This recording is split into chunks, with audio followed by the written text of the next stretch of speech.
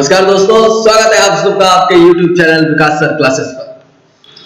आज का लेक्चर बहुत इंपॉर्टेंट है दोस्तों, मोस्ट इंपॉर्टेंट है उन सभी स्टूडेंट्स के लिए जो अभी हमारे 12th क्लास में है, जिनके पास कंप्यूटर साइंस सब्जेक्ट है, बोर्ड एग्जाम देने वाले हैं अभी वो कुछ ही महीनों बाद। डेट शीट रिलीज नहीं हुई, अभी सीबीएसई ने डेट शीट रिलीज नहीं की है, लेकिन दोस्तों रिलीज कर दिया है हर सब्जेक्ट्स का सैंपल पेपर, जिसमें से आज मुझे आप लोगों को कंप्यूटर साइंस के सैंपल पेपर को सॉल्व कराना है। तो दोस्तों कहां से मिलेगा वो पेपर, कैसे मिलेगा, पहले हम लोग उसे डाउनलोड करते हैं सीबीएसई की साइट से। तो किस साइट पर जाना है मैं आप लोगों को ले चलता हूं। खोलते हैं अपने ब्राउजर को, जो भी आपके सिस्टम में हो। मेरे सिस्टम में गूगल क्रोम है तो मैं गूगल क्रोम ब्राउजर पर जा रहा हूं। ये आ गई मेरे गूगल क्रोम ब्राउजर के स्क्रीन। सबसे पहले फ्रेंड्स यहां टाइप करिए cbseacademic.nic.in। देखिए अपने आप आ गया, सीबीएसई लिखा, ऑप्शन मुझे मिल गया, मैंने क्लिक किया। ऐसी स्क्रीन आपके सामने खुलकर आएगी। सैंपल क्वेश्चन पेपर टैब दिख रहा है मुझे यहां पर मेन्यू बार पर, इस पर मैं गया। सैंपल क्वेश्चन पेपर 2020-2021 फिर क्लास 12 पे क्लिक किया मैंने। देखिए सभी सब्जेक्ट्स के क्वेश्चन पेपर है यहाँ पर और मार्किंग स्कीम भी है साथ साथ, लेकिन मुझे जरूरत है सिर्फ और सिर्फ कंप्यूटर साइंस क्वेश्चन पेपर की। मार्किंग स्कीम आप लोग चाहे डाउनलोड कर सकते हैं, तो मैं मेरे फ्रेंड डाउनलोड कर रहा हूं sample question paper computer science का। ओपन हुआ, डाउनलोड कर लीजिए। लोकेशन पूछ रहा है, कहां लोकेशन पर डाउनलोड करना चाहते हैं। मैंने कहा कि भाई मैं अपने डाउनलोड्स में इसको सेव कराना चाहता हूं और मैंने इस तरीके से इसको डाउनलोड कर। तो भाई फ्रेंड्स हो गया डाउनलोड क्वेश्चन पेपर। अब ओपन करते हैं अपने इस पेपर को और सॉल्व करेंगे, देखेंगे कैसा है ये पेपर, क्या आइडिया हम लोगों को पेपर का मिलेगा इस सैंपल पेपर से, किस तरीके के क्वेश्चन आने हैं वो सब देखेंगे हम दोस्तों इस पेपर। खुल गया ये सैंपल क्वेश्चन पेपर जो सीबीएसई ने इशू किया है 2020-21 के सेशन के लिए। देखिए कैसा है पेपर, क्या है इसमें पैटर्न, कैसे क्वेश्चंस हम लोगों को मिलने वाले हैं, कितने हिस्सों में हमारा क्वेश्चन पेपर आने वाला है, हर चीज को देखते हैं वन बाय वन। तो कह रहा है भाई फ्रेंड्स दो पार्ट्स हैं इस क्वेश्चन पेपर के अंदर, ए एंड बी, दोनों में चॉइस है। पार्ट ए में दो सेक्शंस हैं, सेक्शन 1 सेक्शन 2। सेक्शन 1 में शॉर्ट आंसर क्वेश्चन है जो आपको वन वर्ड या वन लाइन में आंसर देने होंगे, और सेक्शन 2 में 2 केस स्टडी क्वेश्चन है और हर केस स्टडी में 4 सब पार्ट्स हैं। 5 होंगे दोस्तों जिसमें से आपको 4 अटेंड करने हैं। पार्ट बी डिस्क्रिप्टिव पेपर है, उसके अंदर भाई फ्रेंड्स 3 सेक्शन है, सेक्शन 1 सेक्शन 2 सेक्शन 3। सेक्शन 1 में शॉर्ट आंसर क्वेश्चन है 2 मार्क्स के, जिसमें 2 क्वेश्चन से आप लोगों को इंटरनल ऑप्शंस मिले हैं। सेक्शन 2 में 3 लॉन्ग आंसर क्वेश्चंस होंगे, जिसमें से 2 क्वेश्चंस में इंटरनल चॉइस भी होगी। थर्ड क्वेश्चन सेक्शन 3 में लॉन्ग आंसर क्वेश्चन होंगे 5 मार्क्स के, और वहां पर एक क्वेश्चन में आप लोगों को इंटरनल चॉइस मिलेगी। तो बहुत सारी चॉइसेस हैं भाई, बहुत सारे ऑप्शंस आप लोगों को यहां पर मिल रहे हैं, मजा आ जाएगा। जो क्वेश्चन आप लोगों को आता होगा कर डालिएगा, पर यार हमें ऑप्शन को ऐसे सोच के नहीं चलना है कि हाँ भाई चॉइस आएगी तो यार हम उसमें से कोई एक क्वेश्चन कर लेंगे, हमें तो सारे टॉपिक आने चाहिए। तो दोस्तों आज मैं आप लोगों को सॉल्व कराने जा रहा हूं पार्ट ए का सेक्शन 1। ये आ गया हमारा पार्ट ए का सेक्शन 1। पढ़ लेते हैं क्या बोल रहा है। Select the most appropriate option out of the options given for each question. जो भी ऑप्शंस दिए हुए हैं आप लोगों को क्वेश्चन के लिए, उसमें से आप लोगों को एप्रोप्रिएट जो करेक्ट आंसर होगा उसको हम लोगों को चुनना चाहिए। Attempt any 15 question from questions number 1 to 21। Section 1 में 21 क्वेश्चन आ रहे हैं, जिसमें से हम लोगों को सिर्फ 15 क्वेश्चन अटेम्प्ट करने हैं। इससे बढ़िया और क्या चाहिए यार। तो शुरू करते हैं दोस्तों। First question, find the invalid identifier from the following. क्या होते हैं दोस्तों आइडेंटिफायर, हम लोगों ने पढ़े हैं यूजर डिफाइंड वर्ड्स। क्या होते हैं भाई फ्रेंड्स यूजर डिफाइंड वर्ड्स। किस लिए यूज करते थे, नेम प्रोवाइड करने के लिए। किसको, कांस्टेंट्स को, वेरिएबल्स को, क्लासेस को, फंक्शंस को, लिस्ट को। तो हमें किसी भी चीज को नाम देना होता था, तो वो वर्ड जो हम लोग बनाते थे उन्हें क्या कहते थे, यूजर डिफाइंड वर्ड। कुछ ना कुछ रूल्स होते थे उनके, जैसे क्या क्या रूल्स थे, कीवर्ड नहीं होना चाहिए, डिजिट से शुरू नहीं होना चाहिए, सिर्फ और सिर्फ अंडरस्कोर सिंबल वैलिड है, उसके अलावा कोई सिंबल वैलिड नहीं है। तो देखते हैं इसमें हम लोगों से इनवैलिड आइडेंटिफायर पूछा हुआ है।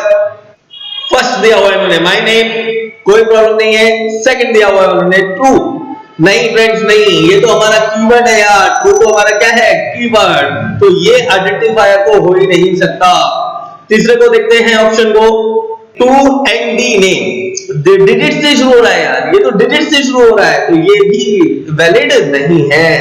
माई अंडरस्कोर नेम, ये बिल्कुल करेक्ट है। तो माय फ्रेंड्स क्या यहां पर कौन कौन से आंसर हुए हमारे, इनवैलिड हमसे पूछा था तो ट्रू इनवैलिड है, क्योंकि वो क्या है हमारा एक कीवर्ड है, और सेकंड नेम ट्रू, और सेकंड नेम हमारा क्या है इनवैलिड है, क्योंकि ये डिजिट से शुरू हुआ। तो ये हमारा my friend first question complete हुआ। सेकंड क्वेश्चन पे चलते हैं। गिवन लिस्ट दे रखी है आपको, कुछ एलिमेंट्स दिए हुए लिस्ट में 1 3 6 82 5 7 11 92। आउटपुट पूछा है इन्होंने प्रिंट L2 कॉलन 5। तो दोस्तों आप जानते हो स्लाइसिंग दी हुई है 2 से लेकर 5 तक, तो आप जानते हैं स्लाइसिंग में अपर इंडेक्स इंक्लूड नहीं होगी, तो मतलब हमें एलिमेंट सिर्फ कहां से कहां तक मिलेंगे 2 से लेकर 4 तक मिलेंगे। इंडेक्सिंग कैसे स्टार्ट होती है 0 से लेंथ माइनस 1 तक। तो माय फ्रेंड्स आंसर हम लोगों का क्या हो जाएगा, मैंने लिख दिया ये दोस्तों हमें आंसर मिलना चाहिए 2 से लेकर 4 तक के एलिमेंट, 2 पर है 6, 3 पर है 82 और 4 पर है हमारा 5। ये एलिमेंट्स माय फ्रेंड्स हम लोगों को मिलने चाहिए, ये है करेक्ट आंसर। वेरिफिकेशन करना है वेरिफिकेशन, आओ वेरिफिकेशन करा देता हूं, है ना, वेरिफिकेशन आप लोगों को करा देता हूं, पाइथन सेल पे दिखा देता हूं। तो माय फ्रेंड्स चलते हैं पाइथन सेल पर, वेरीफाई कर लेते हैं इसको। देख लो यार, ये इस तरीके से हम लोग एलिमेंट दिए हुए हैं, लिस्ट के एलिमेंट इन्होंने कर लेते हैं इसको प्रिंट। क्या प्रिंट करने के लिए बोला, क्या आउटपुट चाहिए था उसको, कहां तक के कहां एलिमेंट चाहिए थे, प्रिंट L 2 से लेकर माय फ्रेंड्स 5 तक चाहिए थे, 2 से लेकर 5 तक स्लाइसिंग इन्होंने दी, तो आपको पता था कि 2 से 4 तक के एलिमेंट मिलेंगे, अपर इंडेक्स इंक्लूडेड नहीं। ये 682 5 आंसर हम लोगों का आ गया। देखते हैं थर्ड क्वेश्चन। थर्ड क्वेश्चन क्या बोल रहा है, full form of CSV, my friends full form of CSV बोल रहा है हम लोगों से। जानते हो यार क्या होती है, बहुत सिंपल सा क्वेश्चन है यार, ये तो बहुत आसान सा क्वेश्चन है। CSV की फुल फॉर्म क्या होती है, कोमा सेपरेटेड वैल्यूज। क्या होती है my friends, coma separated values. File handling में किया होगा आप लोगों ने, 3 फाइलों पे वर्क किया होगा, किस किस फाइल पर, टेक्स्ट फाइल पर, बाइनरी फाइल पर और CSV फाइल पर। तो जिसमें फुल फॉर्म हमारी क्या होती थी, कोमा सेपरेटेड वैल्यूज। ये वैल्यूज को स्टोर करता है किसमें स्टोर करता है, ये स्प्रेडशीट में स्टोर करता है, डाटाबेस में स्टोर करता है हमारे डाटा को, और बाय डिफॉल्ट दोस्तों इसका सेपरेटर कौन होता है, कोमा होता है, इसलिए इसको हम लोग कोमा सेपरेटेड वैल्यूज बोलते थे। फोर्थ क्वेश्चन पे आ जाते हैं माय फ्रेंड। फोर्थ क्वेश्चन हम लोगों से बोल रहा है identify the valid arithmetic operator in Python. पहला इन्होंने दिया क्वेश्चन मार्क, जी क्वेश्चन मार्क तो अरिथमेटिक ऑपरेटर नहीं है। लेस देन, ये तो रिलेशनल ऑपरेटर है। एस्टेरिस्क का साइन, एक्सपोनेंशिएशन दोस्तों, एक्सपोनेंशिएशन, ये लग रहा है भाई मुझे अरिथमेटिक ऑपरेटर। जी हाँ दोस्तों, हाँ यही है हमारा अरिथमेटिक ऑपरेटर, पावर निकालता है। ये क्या निकालता है, पावर। अरिथमेटिक ऑपरेटर आप लोगों ने पढ़े थे, कौन कौन से थे, plus, minus, multiply, division, floor division, modulo, और जिसमें नेक्स्ट था लास्ट था हमारा ये पावर। एंड ये तो हमारा लॉजिकल ऑपरेटर है। तो भाई फ्रेंड करेक्ट आंसर हम लोगों का सिर्फ और सिर्फ क्या होता है यहाँ पर, वैलिड अरिथमेटिक ऑपरेटर हमारा सिर्फ और सिर्फ एक ही है, स्टार, मतलब आपका पावर का साइन, डबल एस्टेरिस्क का साइन। ये है हमारा एक्सपोनेंशिएशन ऑपरेटर, जो किसकी कैटेगरी में आता है, अरिथमेटिक ऑपरेटर की category. Now move to the question number 5। बहुत आसान क्वेश्चन है यार, बहुत आसान, कोई प्रॉब्लम ही नहीं होनी चाहिए। क्वेश्चन 5 माय फ्रेंड्स कह रहा है, एक टपल दी हुई है आपको, एलिमेंट्स है 10 12 43 39। पूछ रहा है कौन सी स्टेटमेंट इसमें इनकरेक्ट, प्रिंट 51, कोई प्रॉब्लम नहीं है भाई इसमें भी दोस्तों क्या होती है, इंडेक्सिंग होती है 0 से लेकर लेंथ माइनस 1 तक। तो यहां पर हमें दिख रहा है कि 0 पे 10 है, 1 पे 12 है, 2 पे 43 है और 3 पे 39 है। तो प्रिंट T1 से तो कोई प्रॉब्लम नहीं है, 12 प्रिंट हो जाता है, ये दो स्टेटमेंट ठीक है। T2 माइनस का 29, जी नहीं, बिल्कुल गलत है। क्यों गलत है दोस्तों, हम जानते हैं टपल क्या होती है, इम्यूटेबल होती है यार, इम्यूटेबल, है ना। अपडेट नहीं कर सकते, उसमें एलिमेंट्स को चेंज नहीं कर सकते। असाइनिंग द एलिमेंट्स वहां पे पॉसिबल नहीं था, ये बिल्कुल गलत है। ये ऑप्शन बी हो जाएगा माय फ्रेंड, ये स्टेटमेंट यहां पर ठीक नहीं है, इनको ये देना नहीं चाहिए था। वेरीफाई करना चाहते हो क्या कि विकास भाई ने सही आंसर दिया है कि नहीं? वेरीफाई करना चाहते हो? चलो देख लेते हैं, मैं सब कुछ कराऊंगा, मैं वेरीफाई कराऊंगा। आ गए हम अपनी पाइथन सेल पर, कर दिया हमने इनको एलिमेंट्स को यहां पर कॉपी पेस्ट। तो देख लेते हैं क्या बोल रहा था वो, पहले स्टेटमेंट क्या दी थी, प्रिंट T1। तो देखो क्या मिलना चाहिए था 12, जी बिल्कुल ठीक है। सिर्फ और सिर्फ दोस्तों गलत क्या होनी चाहिए थी, जो इन्होंने हमें दी यहां पर, क्या स्टेटमेंट थी, T2 में माइनस का 29, ठीक है, T2 इक्वल टू माइनस का 29, क्या पॉसिबल है ये? जी नहीं। देख लीजिए, tuple object does not support item assignment, तो ये बिल्कुल गलत है। नेक्स्ट स्टेटमेंट क्या है उसमें, ऑप्शन, तो ये तो एक तो देखो हमारा इनकरेक्ट स्टेटमेंट मिल गया। देख लेते हैं क्या और भी कोई इनकरेक्ट है, प्रिंट मैक्स टी, जी नहीं, बिल्कुल सही है, मैक्सिमम एलिमेंट आपको दे देगा, प्रिंट लेंथ टी, लेंथ आपको दे देगा, इन दोनों में कुछ भी गलत नहीं है। देखो प्रिंट मैक्स टी है ना, मैक्सिमम एलिमेंट चाहिए 43 आ गया, प्रिंट लेंथ चाहिए आपको, लेंथ, तो सारी स्टेटमेंट एग्जीक्यूट हो रही है, सिर्फ और सिर्फ कौन स्टेटमेंट गलत है, आपकी सेकंड स्टेटमेंट गलत है, तो इसलिए हमारा आंसर सही हो गया माय फ्रेंड, सेकंड आंसर हम लोगों का सही होता है, बी ऑप्शन हम लोगों का बिल्कुल करेक्ट है। तो कोई प्रॉब्लम नहीं आ रही है माय फ्रेंड्स, बहुत आसान क्वेश्चन है, कोई दिक्कत ही नहीं है। Write a statement in Python to declare a dictionary whose key values are 1, 2, 3 and values are Monday, Tuesday and Wednesday। तो दोस्तों पढ़ा है हम लोगों ने, डिक्शनरी क्या है, एक अनऑर्डर्ड कलेक्शन है जो किस फॉर्म में वैल्यू को स्टोर करता है, की वैल्यू पेयर्स में। किस फॉर्म में करता है, की वैल्यू पेयर्स, जहां पर कीज क्या होती है, इम्यूटेबल होती है, यूनिक होनी चाहिए दोस्तों, रिपीट नहीं होनी चाहिए। तो इन्होंने हमें डिक्शनरी बनाने के लिए कहा है, तो बता दीजिए डिक्शनरी कैसे बनाएंगे, बताइए क्या करें डिक्शनरी के लिए, कैसे लिखते हो डिक्शनरी, कोई नाम ले लो दोस्तों, डी ले लिया, चलो मैंने डिक्शनरी है तो की 1 है, पहले की क्या है आपकी 1 और वैल्यू क्या होगी मंडे, उसके बाद माय फ्रेंड्स कोमा, सेकंड की 2 है और वैल्यू क्या दी हुई है इन्होंने ट्यूसडे, उसके बाद 3 वैल्यू क्या दी हुई है वेडनेसडे। तो ये आपका आंसर माय फ्रेंड्स, इस क्वेश्चन का आंसर ये होगा, ठीक है। तो ये आपका 1 मार्क्स के आंसर है, तो 1 मार्क्स के लायक ही है, इसमें कोई प्रॉब्लम है। देखो एग्जीक्यूट करा दो एग्जीक्यूट, बताओ करा दो भाई विकास भाई, मेरे स्टूडेंट सेटिस्फाई नहीं होते, पता नहीं विकास भाई ने गलत तो नहीं बता दिया, तो लो यार।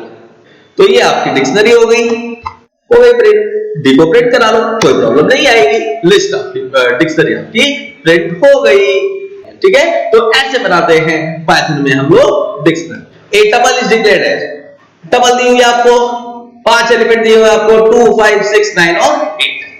टपल अब आप लोग अच्छे से जानते हैं, इम्यूटेबल होती है और पैरेंथेसिस में कोमा सेपरेटेड वैल्यूज हम लोग लिखते हैं, वैल्यूज को कोमा से सेपरेट करके लिखते हैं, किसके अंदर, पैरेंथेसिस के अंदर, और उसे हम लोग क्या कहते हैं, टपल, जो इम्यूटेबल। सब आपको पूछा है तो सब फंक्शन है, इन सब का क्या कर देगा, प्लस कर देगा, कर लो प्लस, क्या है आंसर 2 + 5 7, 7 + 6 13, 13 और 9 22 और 8 30 आंसर आ जाएगा।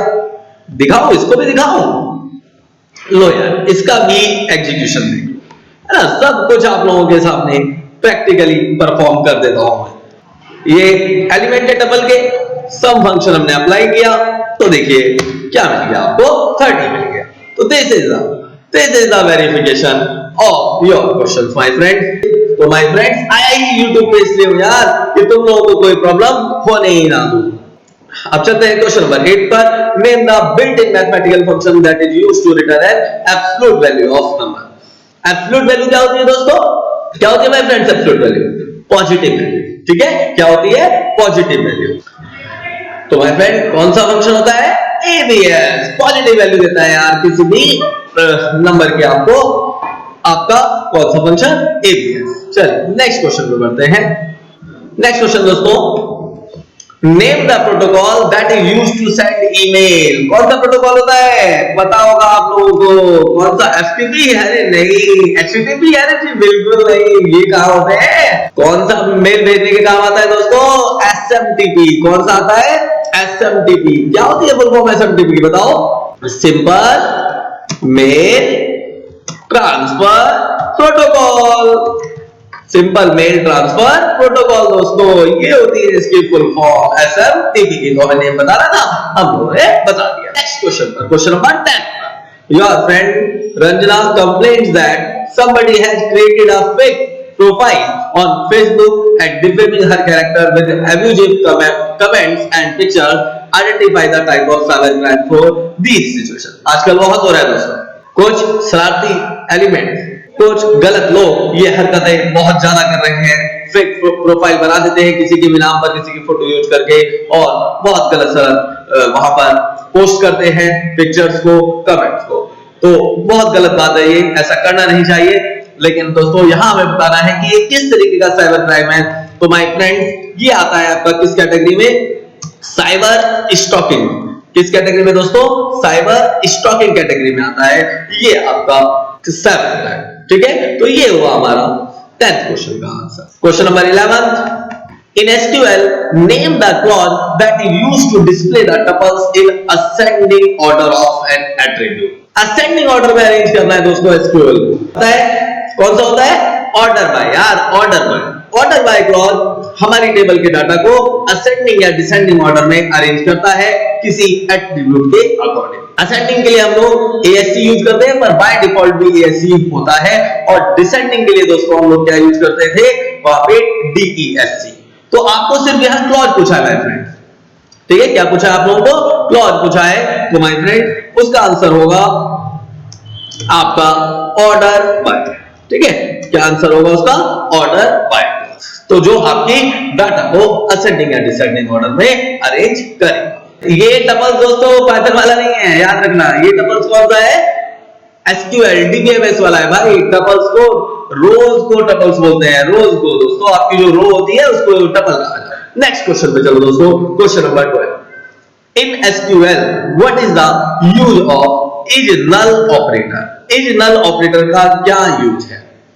माय फ्रेंड ये चेक करता है कि क्या आपके कॉलम, क्या आपकी टेबल में कोई एट्रीब्यूट है जिसमें नल वैल्यू है या नहीं। नल आप लोगों को पता होगा किस लिए हम यूज करते हैं? जब किसी की वैल्यू में से कोई, या अभी हम लोगों को वैल्यू पता नहीं है, तो उस टाइम वहां पर क्या आता है बच्चे? नल बाय डिफॉल्ट हमारा SQL सेव करा देता है, वैल्यू असाइन करा देता है बाय डिफॉल्ट नल। तो हम लोगों को दोस्तों बताना है अभी कि इज नल ऑपरेटर का काम क्या है। It checks whether an attribute, जिसको आप कॉलम भी कह सकते हो, कंटेन्स अ नल वैल्यू और नॉट। ये हमारा बताता है कौन दोस्तों? Is null operator. ओके, अब ये सारी चीजें मैं आपके SQL की सारी चीजें आप लोगों को प्रैक्टिकली दिखाऊंगा, कोई टेंशन नहीं लेना। ये जितने भी क्वेश्चन, चारों क्वेश्चन दिख रहे हैं ना, ये चारों क्वेश्चन का भी वेरिफिकेशन प्रैक्टिकली आप लोगों को बता देंगे। Right, any one aggregate function used in SQL। Aggregate function column पे, पूरे के पूरे कॉलम पे वर्क करते थे और एक हमें न्यूमेरिकल वैल्यू, एक कंप्लीट रिजल्ट निकाल कर देते थे। कौन कौन से थे? सम के लिए यूज करते थे हम लोग। ठीक है, मैक्सिमम वैल्यू निकालने के लिए यूज करते थे हम लोग। मिनिमम वैल्यू निकालने के लिए यूज करते थे हम लोग। और एवीजी, एवरेज निकालने के लिए यूज करते थे AVG.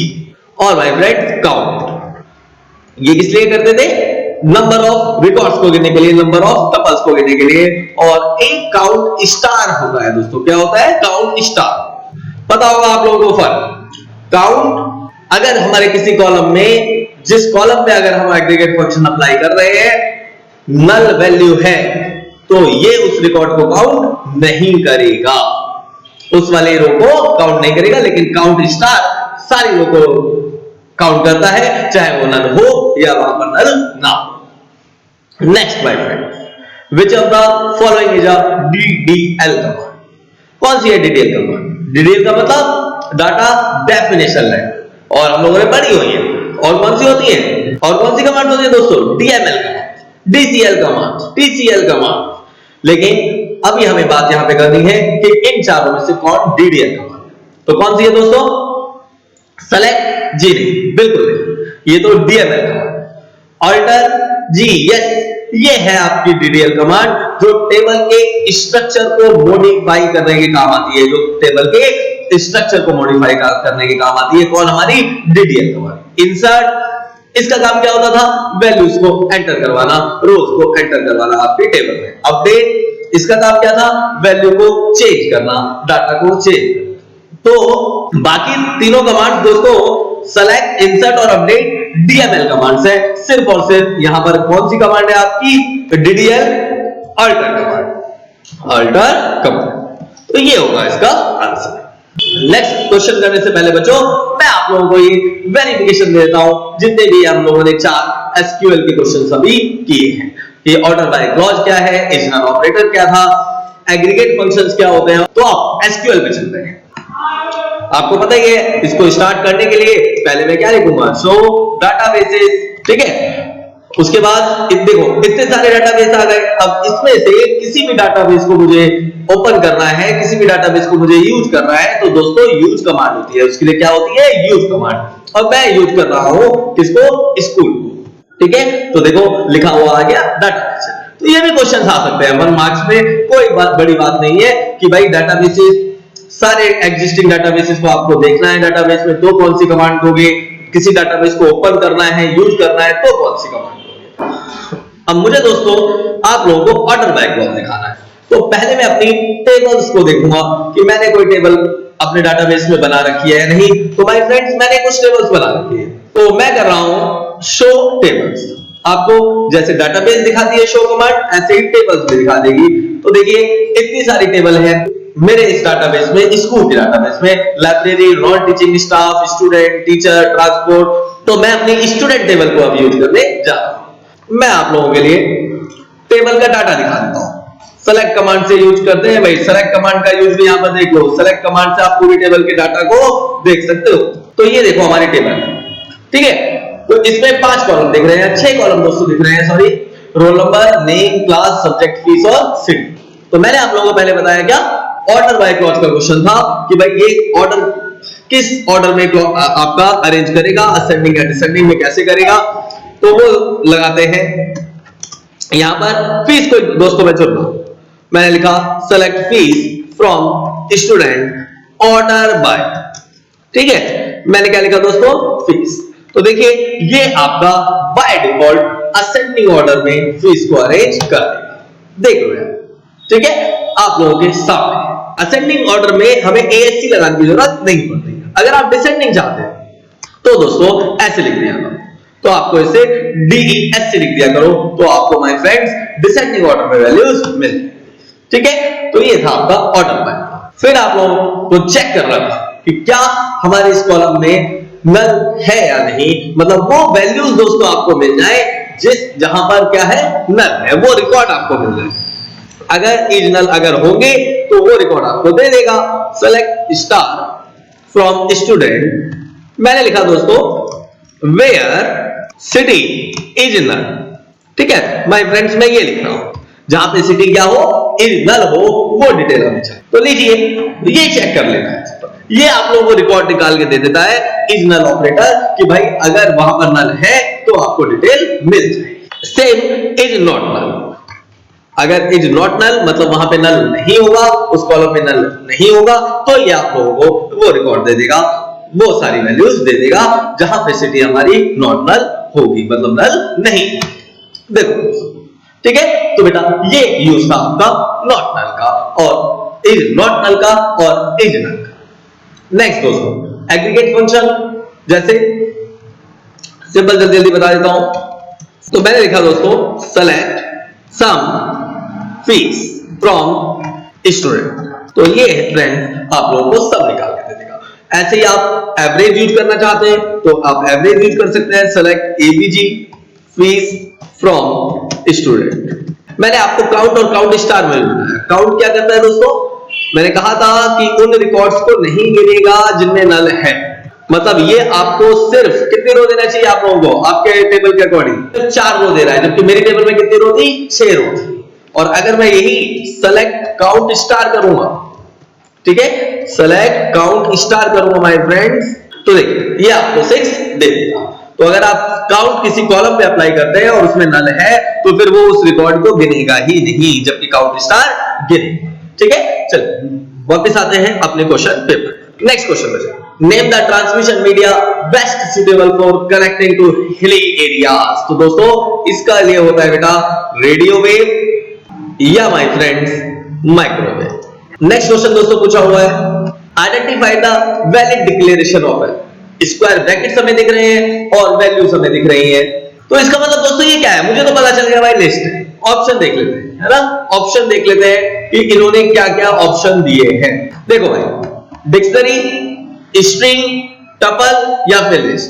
List is the absolutely right, क्योंकि सिर्फ और सिर्फ लिस्ट में ही स्क्वायर ब्रैकेट में एलिमेंट्स होते हैं, डिक्शनरी में ब्रेसेस में होते हैं, स्ट्रिंग में कोट्स में होते हैं और टपल में पैरेंथेसिस में।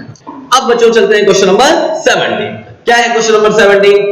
If the following code is executed what will be the output of the following code.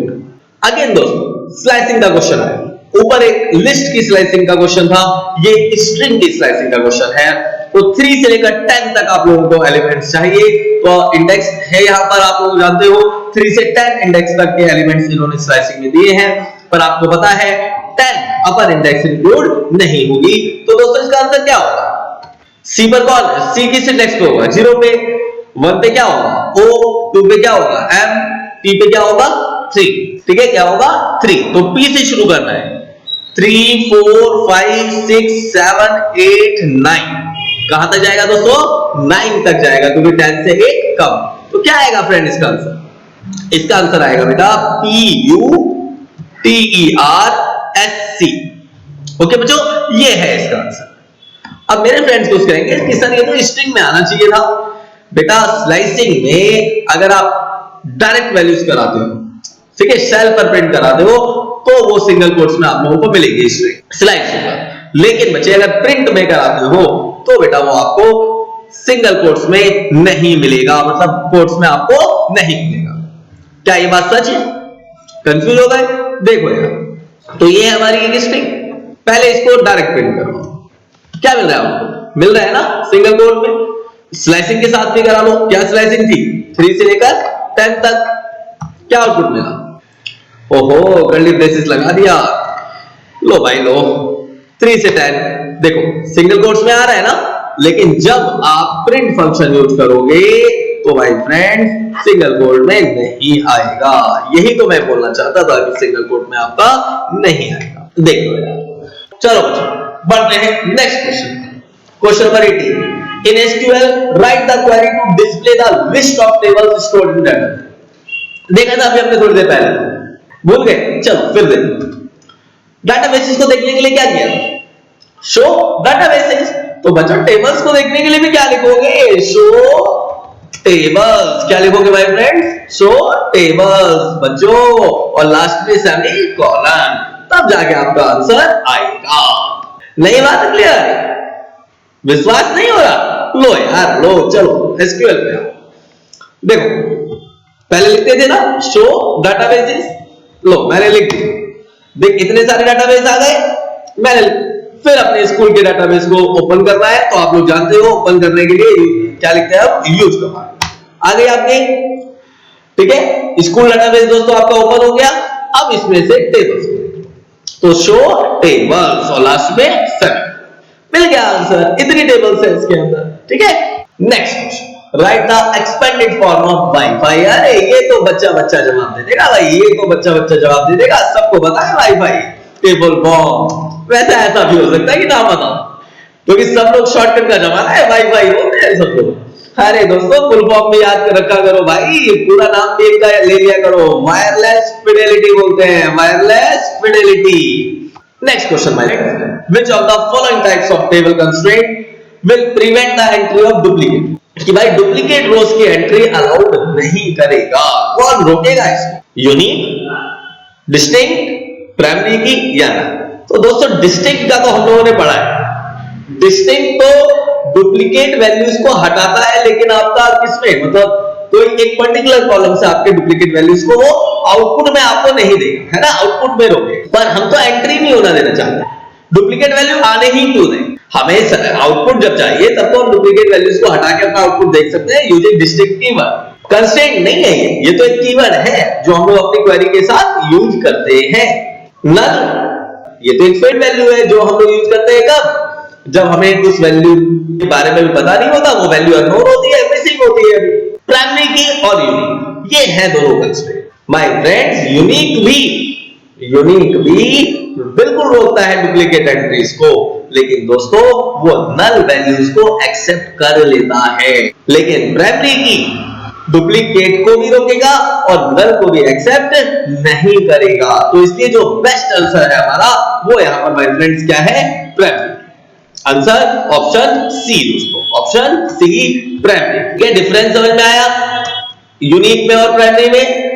Unique भी आपका तो बिल्कुल रोकता है सर एंट्री को, लेकिन वहां पर वो नल वैल्यूज को भी एक्सेप्ट कर लेता है ना। तो लेकिन जो हमारा प्राइमरी की है माय फ्रेंड, वो नल वैल्यूज को एक्सेप्ट नहीं करता।